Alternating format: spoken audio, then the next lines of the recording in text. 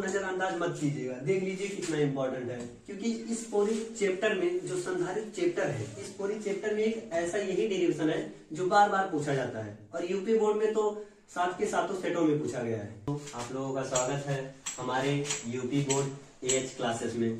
मैं आज आप लोगों को फिजिक्स का एक मोस्ट इम्पॉर्टेंट डेरिवेशन बताऊंगा जिसका नाम है संधारित्र की धारिता जब प्लेटों के बीच परावर्तनांक पदार्थ स्थित हो। देख लीजिए यह कितना इम्पोर्टेंट है। ये 2017, 18, 20, 22 और 24 में पूछा गया था। आइए हम इसको समझाते हैं।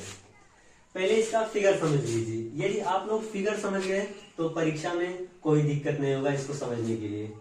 जैसे कि आप लोग पढ़ चुके हैं इससे पहले, जब हम पढ़ते थे विद्युत क्षेत्र की तीव्रता वगैरह, तब हम समझ चुके थे कि प्लेटों के बीच जो परावैद्युतांक होता है वह क्या होता है। तो हो सकता है कि आप लोग पढ़े हो या ना पढ़े हो, तो आप लोग यहाँ पढ़ लीजिएगा।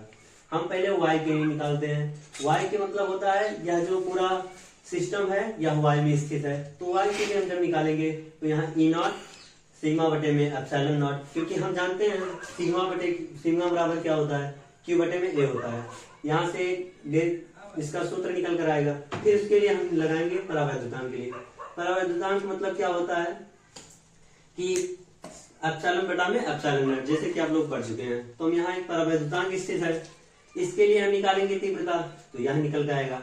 फिर हम निकालेंगे विभव, क्योंकि हमको डेरिवेशन में c बराबर q बटे में b लाना है, तो हम b निकालेंगे।